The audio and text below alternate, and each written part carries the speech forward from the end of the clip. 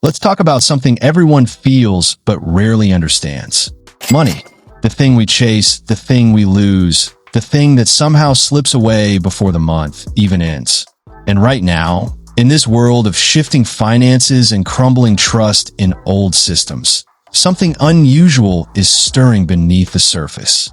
A project that spent years hidden away, quietly growing, quietly gathering believers. And now, it's pushing its way into the spotlight with a date circled boldly on the calendar. November 22nd, 2025. A date that has sparked whispers, debates, hope, fear, excitement, and skepticism all at once.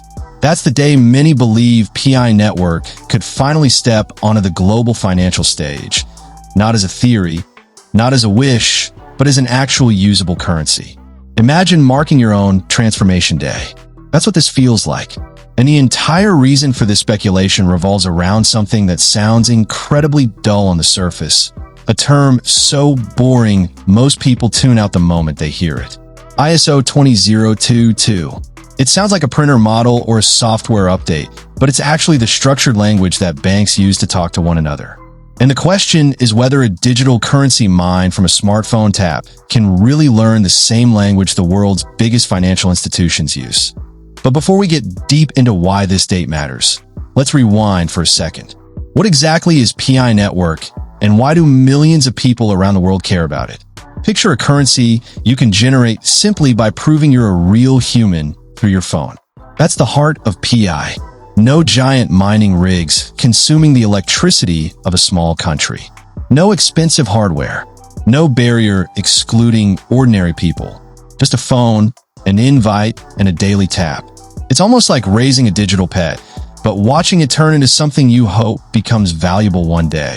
A group of Stanford graduates launched PI with a promise: make digital money available to everyone, not just those who can afford expensive miners or those who got in early. Over time, PI built a massive global community, millions of pioneers united by the same curiosity and hope. But here's the truth that most never admit. PI lives in its own universe right now. It's an enclosed network. Your balance is real inside the app, but you can't walk into a store and buy anything with it yet. You can't see a public price, no global exchange support, no market value. It's like a party with the doors locked from the inside. The plan is simple: grow the community, build real applications, test everything carefully, and then, eventually, throw open the doors to the world. But to do that, PI needs a bridge, a way to communicate with the old financial world instead of existing in its own bubble. And that's where ISO 20022 comes in. Imagine global banks trying to communicate with each other using outdated, messy, inconsistent messages. Slow, confusing, prone to errors. That's the current financial communication system. ISO is the translator that fixes all of that. It turns messy postcards into perfectly structured emails with every detail neatly included. Invoice numbers, tax details, payment reasons, everything sorted in a way machines and institutions can instantly understand. That's why governments, central banks, and global institutions are switching to it. And PI wants to be ready the moment the world fully adopts it. So now that date makes sense. November 22nd, 2025.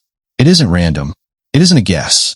It's the point when major global systems finalize their migration to ISO. If PI shows up at that moment speaking the right financial language, it positions itself not as an outsider trying to break in, but as a ready participant in the new system. It sends a message to pioneers, to developers, to banks, to exchanges. A message that says, we're not just dreaming anymore. We're preparing. But let's slow down for a moment. Because you and I both know that announcing a date is very different from actually delivering on it. Yes, it creates excitement. Yes, it builds anticipation. But building this kind of infrastructure is no simple task. Regulatory hurdles stand in the way. Technical demands are enormous. Market acceptance is uncertain. Still, the deadline itself makes one thing clear. PI wants to be taken seriously. Now, what would ISO compliance actually mean for you as a PI pioneer? First, legitimacy. Banks stop seeing PI as a fringe idea and begin acknowledging it as something that can interact with traditional finance. Second, smoother global payments. Anyone who has dealt with cross-border transactions knows how painfully slow and expensive they can be. Days of waiting, layers of fees, confusion at every turn. ISO could allow PI to operate as a fast, low-cost bridge, sending value across borders in seconds with almost no friction. Third, richer transaction details would make PI more attractive to merchants, who prefer clarity when reconciling their books. Fourth, exchanges. This part is huge. Most exchanges hesitate to list projects that don't align with global financial standards. If PI speaks the ISO language, those barriers start to fall. But it's important to understand that PI is not the first project to try bridging crypto and traditional banking. Ripple and Stellar try to walk this path. Ripple tried focusing on big banks, and that journey was filled with praise, but also legal storms. Stellar focused on financial inclusion and built partnerships, but still had a fight for trust. The lesson is clear. Technology alone won't win. Regulation is heavy. Bureaucracy is slow. Banks trust only what has been tested again and again. Ripple and Stellar both spent nearly a decade building their reputations. PI has a massive user base, but it must still prove that its technology is reliable at an industrial scale. And that brings us to reality. The climb ahead is steep. Regulations differ across countries. A single ban in a major market could shake the entire project. Then there's the challenge of scaling from a closed system with controlled usage to an open system handling millions of transactions constantly. The network must withstand pressure without cracking. Security must be flawless. One breach, one major failure, and trust evaporates. Exchanges will also demand high standards before listing. Technical audits, regulatory compliance, real trading demand. And then there's the behavioral challenge. For years, pioneers have hoarded their PI, but a currency only works if people spend it. If it just sits untouched, it's not an economy, it's a display shelf. So what does the future look like? Will you really be able to buy groceries with PI soon? Here's the honest breakdown.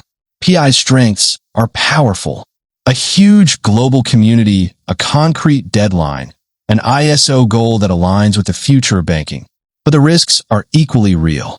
Unproven scalability, regulatory uncertainty, exchange hurdles, and the challenge of creating real economic activity. The truth is simple. PI is a long shot with real potential. Not guaranteed, not doomed, but racing against technical, legal, and economic challenges. November 22nd, 2025 is not the finish line. It's the starting gun. What happens after depends on thousands of developers, millions of pioneers, and countless institutions.